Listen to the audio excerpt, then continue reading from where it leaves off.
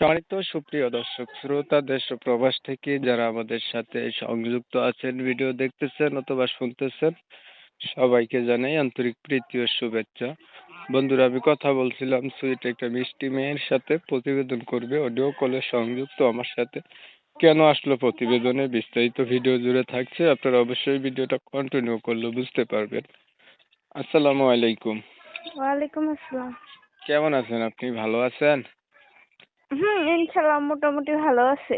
ভালো আছেন, ভালো থাকবেন। ভালো থাকাই কামনা করছি। শুনতে চাচ্ছিলাম প্রতিবেদনে আসার কারণ কি ছিল?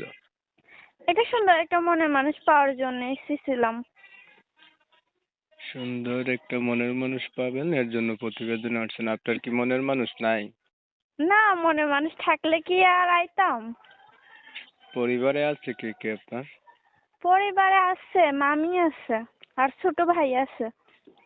মামির কাছে থাকেন? আপনার বাবা মা কোথায় গেছে? আম্মু মারা গেছে ছোটবেলায়, আব্বু বিয়া করে ফেলাইছে, বুঝছো? এখন কি মামির কাছেই থাকা হয়? হ্যাঁ, মামির কাছেই থাকা হয়। বয়স কত আপনার? বয়স 19, এরকম 19-20 হইব, এরকম হইব। বিয়ে হয়েছে নি আগে? না, আগে বিয়ে হয় নাই। কি করেন আপনি? পার্লারে কাজ করে। বিউটিশিয়ান। হুম। লেখাপড়া কতটুকু করছেন? লেখাপড়া করতে পারি নাই, কারণ বাবা মা না থাকে না, তার জন্য পড়াশোনা করতে পারি না, টাকার দেয়।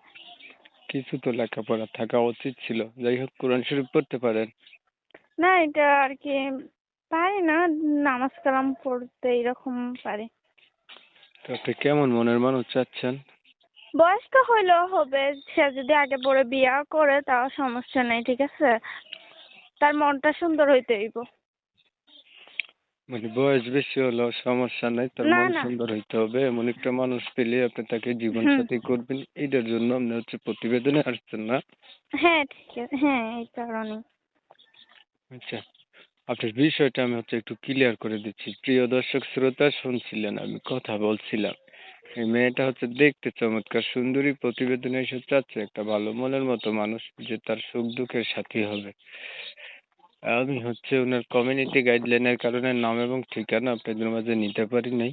তো যারা এমন একটা মনের মতো মানুষ চাইছিলেন, ওনারা চাইলে ওনার সাথে কথা বলতে পারেন।